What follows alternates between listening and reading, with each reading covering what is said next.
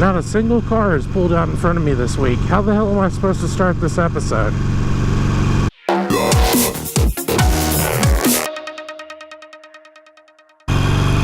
What's up, YouTube? It's me again. Thanks for tuning in. I hope you're having an outstanding day. We got a lot to talk about this week, so I'm just going to crash right into it. First up, we got some updates on some things I talked about last week. The new MacBook Pro has proven to be an absolute dream. Really enjoy it a lot. It's speedy. I'm able to preview and scrub and do everything just as well as I can on my desktop. Rendering is a little bit slower than my desktop, but the MacBook Pro does not fall far behind at all. The only complaint that I really have about it is that it gets really hot. Sitting it on my lap to edit, it gets very warm, but it's not that big of a deal. I ended up going with the 250 gig MacBook Pro, 15-inch. The reason I went with that one over the 500 gigabyte version is because, with the exception of the storage capacity, the specs are pretty much the same. The difference between the CPU and the GPU on the 500 gigabyte model is negligible. One of the things that I had to consider is that during the production of a typical episode of Ren's Rides, I usually accumulate about 100 gigabytes of raw footage. Of course, that ends up eating up a considerable portion of the storage space on my MacBook, so I really can't hold more than 1 or 2 projects at a time, which is perfectly fine. I didn't buy the MacBook to use as a mass storage device, but I did need to come up with a plan of what to do if I needed to make some storage space in a pinch. So I went and bought a Samsung T3 portable SSD, 500 gigs. This thing is incredible. First thing I did when I brought it home was copy 75 gigs of raw footage onto it just to see how it works. It did the job in about 3 minutes, which is just fantastic. So all said and done, after tax, the drive cost about $215. It's pretty damn expensive. Is it worth it? Well, that just depends on your usage. For me, I think it is worth it because my purpose for it is to move a shit ton of files off of my computer quickly, and it definitely can do that. But you could buy a portable unit that uses a traditional spinning hard drive at 4 times the capacity for about half the price. Of course, something like that's probably going to take 45 minutes to an hour to copy 75 gigs of data. So if speed isn't an issue for you, then I say, yeah, go get one of the less expensive spinning platter hard drives and be done with it. Me, I'm just not that patient. When I get motivated to work, I don't need anything to slow me down. So you might have noticed in last week's episode that there were some glitches in the video. Well, come to find out, that is a bug in the GoPro Hero 5. If you film at 2.7K, 60 frames per second in wide FOV, and you have motion stabilization turned on, you get these very strange looking graphical artifacts at certain points, and I imagine these are points where the image stabilization is doing its job. You get this weird kind of motion glitch that kind of makes it look like the girl off of The Ring. You know how she moves all, you know, jerky and weird? It looks like that. And occasionally you'll get a frame that's just pink out of nowhere, just one single frame that's pink, maybe every 5 minutes of footage. So basically what that equates to is a pink flicker in your video. If that happens at the wrong time, you basically just ruined your footage. And I'm not okay with that. I'm afraid that at some point that's going to happen in some footage that I actually need to use, and that's just not cool. Ren's Rides is a high quality production, okay? So basically what I'm doing now is I'm filming at 1080p 60 frames per second, and I'm using Super View. Super View is very appropriate for these kinds of videos, and it's probably going to be a good thing overall. But the issue that I do have with it is that you can only use Super View on the Hero 5 Black if you're filming in 1080p or less. The reason why I like to film in 2.7K is because I release my videos in 1080p, and I would like to have a little bit of extra resolution just in case I need it if I have to zoom in on something or do anything else that might require me to have a little bit of extra resolution. And now I can't do that. If GoPro would just release a camera that'll do 4K at 60 frames per second with Super View and not be a glitchy fucking mess, I would buy it in a heartbeat. So there you go, GoPro, make it happen. And quit fucking up. Give me better firmware. Give it to me now. So in just a few weeks, I'm gonna be a father, having my first kid. He's a boy. His name is Finley.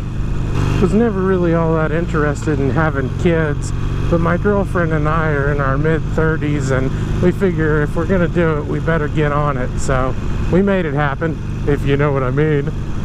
But now that I'm staring down the barrel of fatherhood, I'm super excited about it. I think it's gonna work out just fine. I think I'll make a great dad. I like to do some of the stuff that kids like to do. Love playing video games. I love playing Mario Kart. It's going to be awesome to have a little homeboy to play some Mario Kart with, especially since all my friends are like, I don't want to play that kiddie shit. Well, fuck y'all. I'll play with Finn. I'm super excited to meet the little guy. This moto vlog isn't really about motorcycles, but I do want to talk a little bit about motorcycles for a bit. This is my first bike. It's a Harley Davidson Iron 883, and I fucking love it. It certainly doesn't have Harley's fastest motor in it, but that's perfectly fine for what I'm doing. The main reason why I wanted to buy this bike in particular is because of its size. This thing is pretty small and it's really light. I don't do too many long trips. I'm just riding it around in the city, kind of just fucking around really. And so I kind of like to have something that is nimble and you can kind of zip it around and get it in tight places and whip around corners and, you know, really get leaning and have a good time with. Also, it's a relatively inexpensive bike for a Harley. It's only $9,000 brand new. It's a pretty cheap way to get into a good bike because it really is a fantastic bike. A lot of people say that this bike is slow, and it is slow in comparison to some of the other Harleys. It does use a very small V-twin motor, but if you know how to shift this bike properly, you can get up to top speed pretty quickly. The trick is don't shift too early. But this bike is a shit ton of fun, and I highly recommend it to anybody from experienced riders to beginners. So who's excited about the new Marilyn Manson album? This guy, for one. I don't know if it's because it's just been getting built up for so long, but I'm just really hyped about it. I really liked the last album they did. I thought it was great. I didn't expect it to be good because the one before that I thought was a steaming pile of shit. People are going to get mad at me for saying that. It's shit and you know it, just deal with it. I found out about Marilyn Manson the same way a lot of other people found out about Marilyn Manson, and that is from watching Beavis and Butthead, because the video for, I believe it was Get Your Gun, was featured on Beavis and Butthead, and it was awesome. I mean, blew my mind. And then maybe 6 months later, they actually started playing their music on the radio, and I think MTV had a video or two that they would play of them, and man, it was just the shit.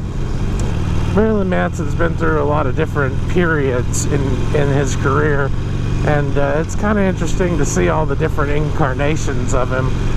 Usually the music stays pretty consistently good, but sometimes he gets a little bit too lost in whatever persona it is that he's putting on at the time. And he did that with Mechanical Animals.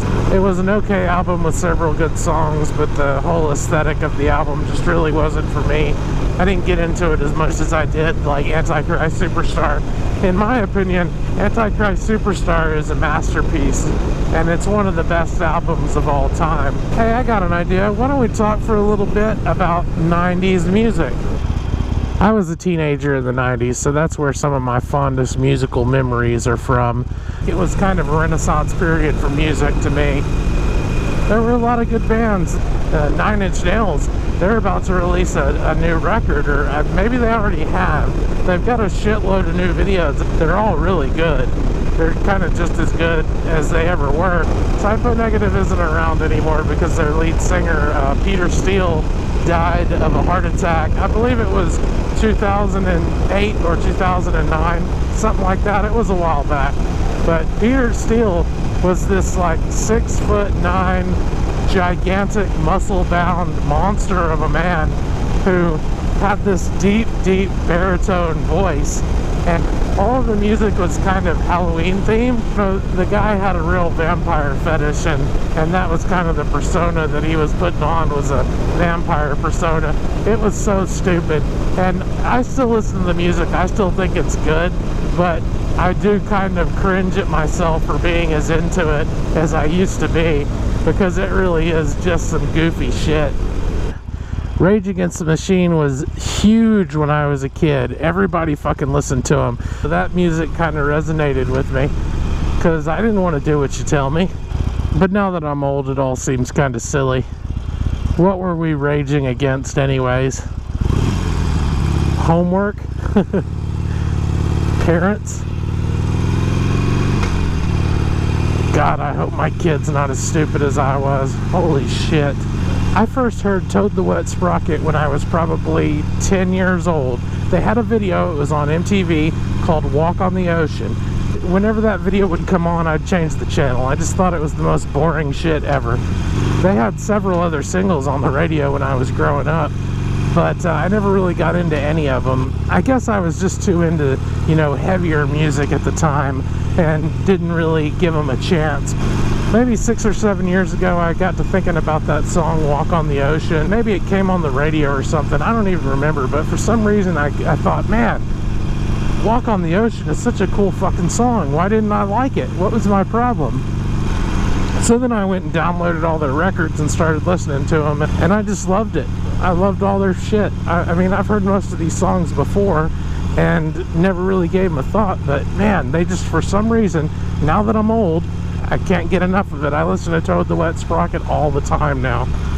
Rancid, which is one of my absolute favorite bands of all time, just released a new record, and it's pretty good. They released a couple of shitty records in between the 90s and now, but they've settled into this new style that really just suits them very well, and I like it a lot.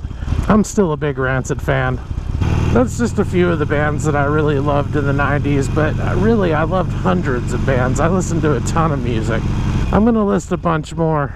Ministry, KMFDM, Cracker, Stabbing Westward, Soul Coughing, The Eels, Bare Naked Ladies, The Offspring, The Afghan Wigs, The Catherine Wheel, The Beastie Boys, Sublime, Goldfinger, Less Than Jake, The Mighty Mighty Boss Toad, The Reverend Horton Heat, The Prodigy, Bush, The Lemonheads, The Flaming Lips, The Violent Femmes, They Might Be Giants, White Zombie, Filter, Nirvana, The Deftones, Korn, The Pixies, Soundgarden, Mudhoney, The Descendants, Alice in Chains, Pearl Jam, The Breeders, Tripping Daisy, The Melvins, fucking Gwar, Suicidal Tendencies, Candlebox, The Saltwater Rebels.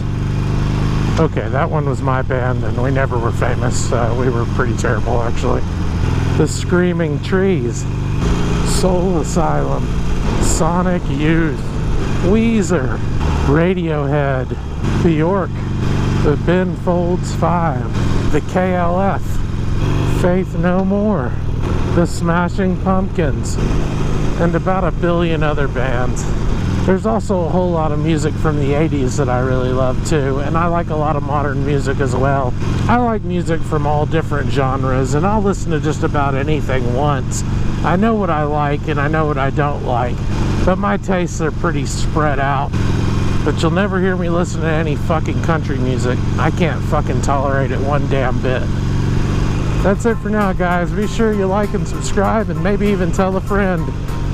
Thanks for watching. Peace.